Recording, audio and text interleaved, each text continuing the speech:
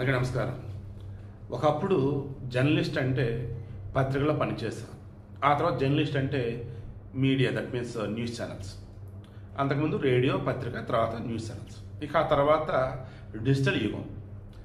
ఈ డిజిటల్ యుగంలో YouTube channels, ఇన్స్టాగ్రామ్లో రీల్స్, ఫేస్బుక్లో ఇలా చెప్పుకుంటూ పోతే ఎవరు జర్నలిస్ట్, ఎవరు ఇన్ఫ్లుయెన్సర్, ఎవరు యూట్యూబర్ అనే డిఫరెన్స్ ఎవరికి తెలియటం లేదు. ఎందుకు?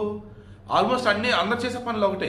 కానీ ఎథిక్స్తో పనిచేసేవాడు జర్నలిస్ట్ అవుతాడు, పైసల కోసం ఏదైనా చేసేవాడు ఎర్నలిస్ట్ అవుతాడు, పబ్లిసిటీ కోసం చేసేవాళ్ళు ఇన్ఫ్లుయెన్సర్లు అవుతారు.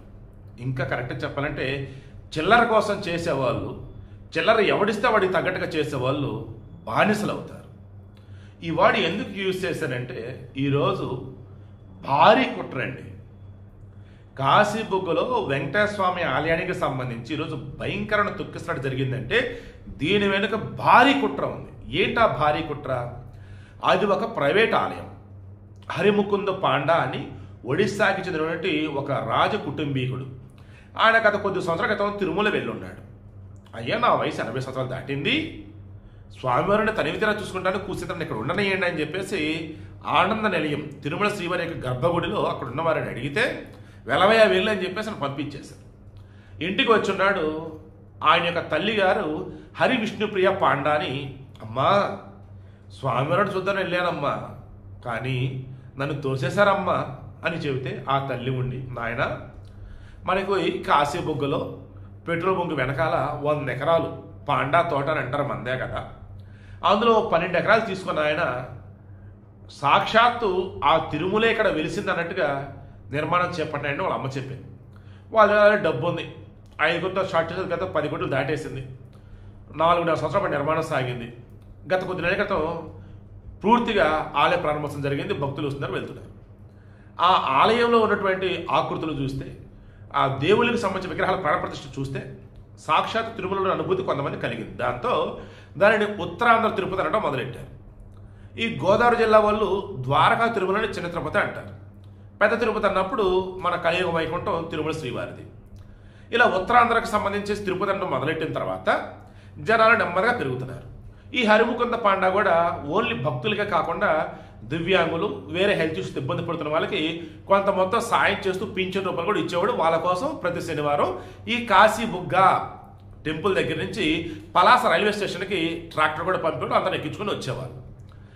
ఈ కాశీబుగ్గ, పలాస రెండు కూడా జంట పట్టణాల్లాగా అనుకోవచ్చు. ఓకే, సో గౌతు శిరీష ఆమె ఎమ్మెల్యేగా ఉన్నారు. ఈరోజు ఆమె అక్కడ జరిగిన ఘటన చూసి ఆమె ఏడ్ చేశారు, ఏంటి ఘోరం అని చెప్పేసి. సిదిరి అప్పలరాజు వైసీపీ మాజీ మంత్రి వెళ్ళాడు, ఆయన బేసికల్ డాక్టర్ ట్రీట్మెంట్ చేస్తున్నాడు. ఇక ఇంతలో అసలు ఏం జరిగిన క్రాస్ చెక్ చేస్తుంటే గవర్నమెంట్ ఒక లిస్ట్ రిలీజ్ చేసింది. మొత్తం 9 మంది మరణించారు. అందులో చిన్నపిల్లలు కూడా ఉన్నారు, ఎక్కువగా ఆడవాళ్ళే ఉన్నారు. ఇందాక వీడియోలో చాలా కోపంలో, బాధలో ఉన్న విషయాన్ని చెప్పారు. ఆడవాళ్ళు ఎలా తయారవుతున్నారంటే ఇన్స్టాగ్రాముల్లో, యూట్యూబుల్లో ఎవడ పడితే వాళ్ళు ఏది పడితే చెప్తూ పోతా ఉంటే అదే నిజమని నమ్మేసి అదే రోజు చేయాలి పూజ, అదే రోజు గుడికి వెళ్ళాలి, ఆ క్షణం అక్కడ ఉండాలంటూ పిచ్చి పిచ్చిగా తయారైపోతూ చివరికి ఎంత దారుణంగా తెగబడుతున్నారంటే ఇదిగో ఈ రకం చావడం కూడా రెడీ అయిపోతుంది. వీళ్ళు పోతే పోయారా నాయన, పిల్లలు పట్టుకెళ్ళిపోతున్నారు. గుంపులు గుంపులుగా జనాలు ఉన్నారు, వద్దులేని వెనక్కి రావటం కాదు, వెళ్ళిపోతున్నారు. అలా ఈరోజు కొంతమంది యూట్యూబర్లు, ఇన్ఫ్లుయెన్సర్లు కొంత పనికి మళ్ళీ బ్యాచ్ చేసిన పని వల్ల, వారి యొక్క భారీ కుట్ర వల్ల, చిల్లర చేష్టల వల్ల ఇంతమంది వెళ్ళిపోయారు. అలాగే ధర్మకర్త హరిముకుంద పాండే అన్నాడు, ఇంతమంది వస్తారన్న తెలియదయ్యా, లేదంటే పోలీసులకు ముందే చెప్దాం కదా అంటున్నాడు. ఈలోపు జరగాల్సిన ఘోరం జరిగిపోయింది. తొక్కిసలాట, బారికేడ్లు, సెక్యూరిటీ లేదు, ఒకరి మీద ఒకరు పడ్డారు. మరలా చెప్తున్నా, ఆడవాళ్ళకి మాత్రం దండం తల్లో. అసలు మీ గురించి ఆలోచిస్తే నాకు భయం వేస్తుంది. అసలు దేవతలు మీరే, దెయ్యాలు మీరు అన్నట్టు తయారవుతారు. అక్కడ గొడవ అయిందంట ఆలయంలో, ఆ క్యూ లైన్లలో ఆడల మధ్య గొడవ. ఆ గొడవ కాస్త ఇక తోసుకొని నెట్టుకోవటం, తిట్టుకోవడం దాకా వెళ్ళిపోయింది. అప్పుడు తొక్కిసలాట, బార్గెట్ల మీద పడిపోయారు. ఉత్తరాంధ్ర వాళ్ళు పాపం చాలా అమాయకులండి. ఈరోజు వెళ్ళినటువంటి వారిలో చనిపోయిన వారు ఎక్కువగా మందస, వజ్రపు కొత్తూరు, టెక్కలి, పలాస, కాశీబుగ్గ ఎక్కువ వీళ్ళే ఉన్నారు. ఇప్పటివరకు అఫీషియల్గా ఇచ్చిన లిస్ట్ అయితే 9, బట్ ఇంకొకరు అన్నారు 10 మంది చనిపోయారు. ఇంకొంతమంది క్షతగాత్రులు అన్నారు. బట్ మీలో కొంతమంది కింద కామెంట్లు 20 మంది పైగా చనిపోయారు అంటున్నారు. మేబీ అది ఫేక్ అండి. ఓకేనా? సో వీడియో క్లోజ్ చేస్తాను. ఆయనేమో దేవుడినే నేను ఇక్కడ పునఃప్రతిష్ఠ చేస్తానని చెప్పేసి పట్టుదలతో ఆయన వెళ్ళాడు. మరి దాని దగ్గర ఆలయ నిర్మాణం చేశాడు. అందులో కోనేరు కూడా కట్టాడు, కళ్యాణ మండపం కట్టాడు. కళ్యాణ మండపాన్ని టీడీడీకి ఇచ్చారట.